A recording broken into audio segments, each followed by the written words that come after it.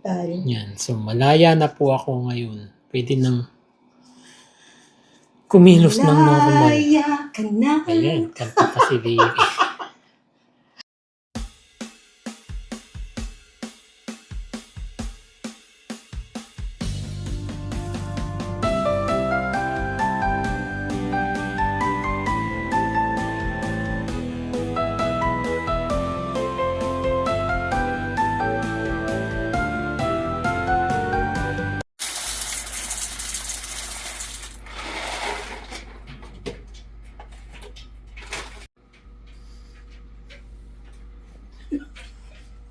Nagtatago ka. Nakalagay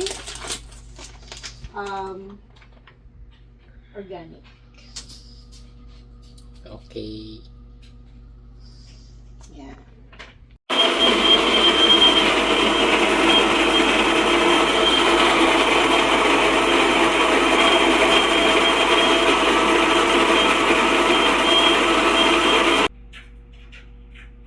Siyempre, lagyan ko po.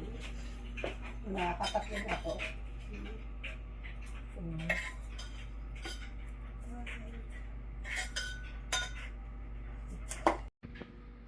Finish bread.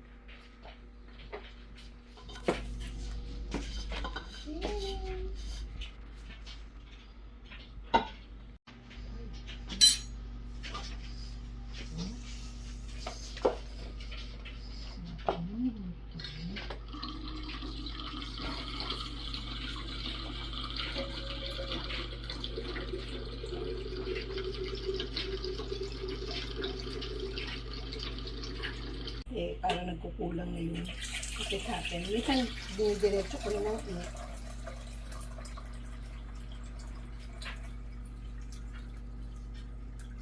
Naka-set na to. So, ano ko na lang, sasakta ko na lang siyang ganyan. Naka-strong na. Tapos, click ko na lang yan. Yan. You wait until mag-blue.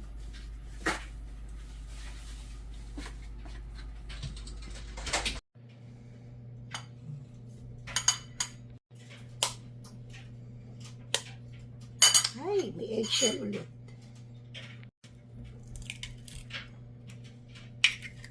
Eggshell ulit.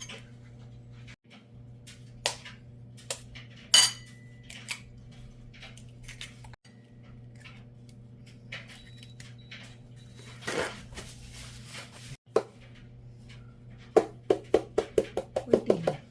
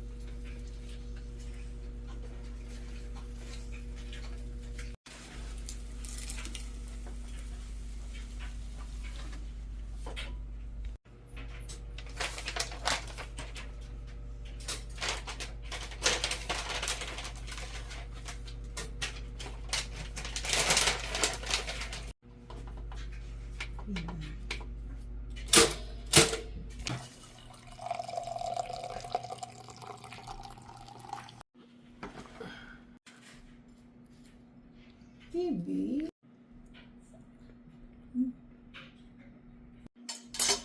Good morning, friendship.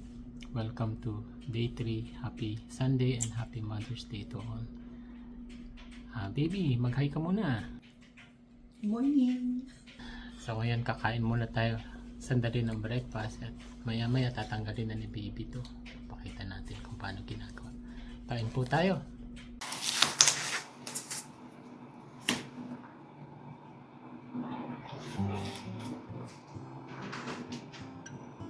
Okay, yung bote.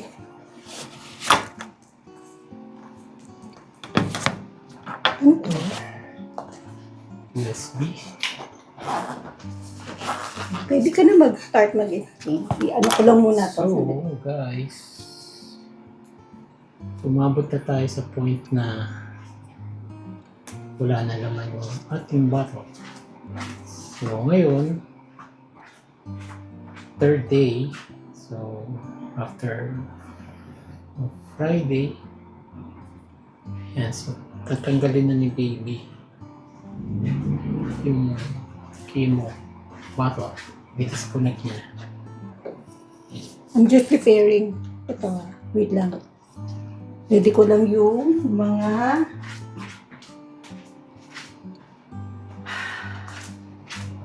sodium chloride. Ayan, tatanggalin ni baby yung bubbles. Kailangan tanggalin yung bubbles. Kasi ito, pag tinignan mo, meron siyang mga bubbles sa loob. Kailangan mo siyang tanggalin before mo siyang Ito yung sodium, ano? chloride. Sodium chloride? Diba salt yun? Sodium chloride, oo nga, solution. 0.9%. Yung solution to flush yung So, ito ay 10 ml. Yan. 10 ml, 0.9% sodium chloride. Okay, yan. Bali, ito, binibigay ito ng Richmond Cancer Clinic bago kami umalis para i-prepare.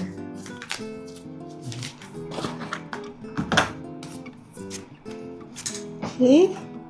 Ito na yung bottle. Yan na ni baby. Yung connection. Wala na siyang laman. So, lagay ko muna to dito. Wait lang. Yep. Tanggalin muna natin to. Ang galing na ni baby. Wait ba? Okay lang. Medyo makati lang. Okay, wait lang ha. Ayan, so tinatanggal na ni baby. Yung ating Tanggalin lang natin yung tape. So, ito na. Pero maganda rin tanggalin mo. Ayan. Konti lang muna. Kunti lang muna. Para ano? Kasi, Now, ito, tatanggalin mo to. Itong itong white, paghihiwalayin mo. Unscrew mo lang. Like this. Tapos, wait lang. Mahala ko na. Don't worry, baby. Make sure na takpan nyo para hindi tumulo yung chemical yun. sa balat. Kasi pwedeng masunog yung balat ng patient nyo. And then, after that, iwa-wipe natin siya ng ano. Lahat nga pala ito galing to sa cancer clinic. Ayan, para makita nila. Wini-wipe ko lang siya mabuti before kung i-flush out. Yan, so 3 days na tayong hindi naliligo, guys. Tsaka natutulog Yan. na minakabit. Paano lang natin muna, tuyuin natin bago ko siya i-flush out. So ngayon, makakalaya na ako. Tsaka ngayon yung peak ng side effect niya. Nalabanan ko lang. Kasi, kumbaga saturated na yung katawan natin ng 5FU. Okay. So now, So ngayon, si baby, ang ating lalagay ko na to. nurse, sasaksakan Ito niya yung na tayo ng sodium, chloride. nabasa ba? Hmm. Sodium chloride. Ito muna. Lalagay mo siya dyan. Then flush out mo siya. Di makita. Ay, sorry. Yan. Okay. Yan. Flush out mo lang siya. Tuloy-tuloy lang. 1, 2, 3, 4. Until makarating ka sa dulo. Make sure kung may bubbles, wag mo itodo. Para wag pumasok yung bubbles. Pero ang ginawa ko, tinanggal ko na yung mga bubbles. Then one more time. So isa pa.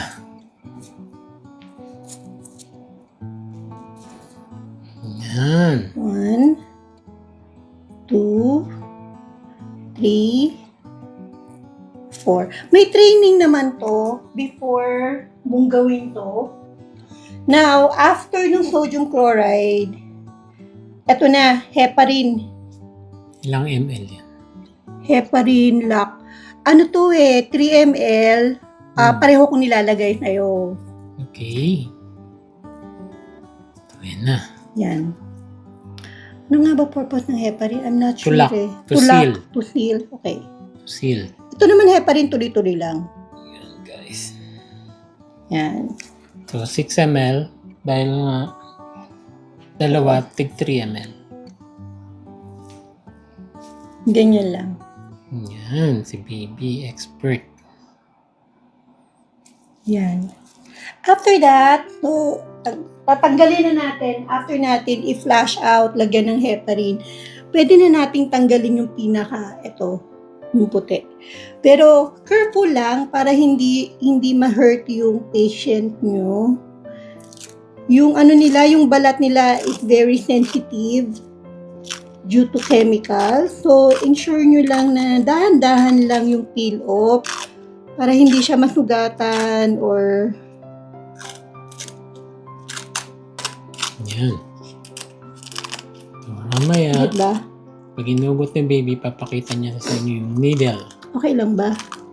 Okay lang ba? naman. Makati. Makate. Yan. Wait lang guys. Sandali.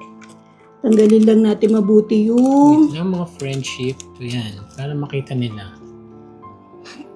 sticky part. Hindi ko matanggal kapag may nakastick na Yan. Okay. Ito tanggal na. Okay, ready baby? Ito One, yung baby. 2, 2, 3. 3. Yun. Okay. Ito yung needle. Ay, ito na. Ito. Yan. Ito yung needle na tinanggal ko sa kanya. Yan. So, as you can see, Yan. Ito yung kinakabit sa So, kanya. diyan sa loob ng balat ko, meron diyang tinatawag na port. May silicone. Tapos yun yung nag-absorb ng needle. Tapos, through that, meron tube. Nakakabit, I think, dito sa vein ko rito or somewhere here. Yan, tapos magpa-flow yan to the heart. So, ganun lang po kasimple ang pagtanggal ng After nito, ibabalik natin ito sa Richmond Hospital. yan. So, malaya na po ako ngayon. Pwede nang kumilos ng normal. Laya ka na. Ayan, kanta pa si baby. Si baby ko. Yan. Bubuti na ang pakiramdam ulit ni baby. So, I have, so in day 3, Day 3. Hindi pa siya 100% eh. so yun guys, so ganun lang yun kasimple. Parang simple, no? Simple lang naman talaga. So, na lang naman. Dali lang naman talaga. Sa umpisa medyo nakakatakot pero mas sanay ka din.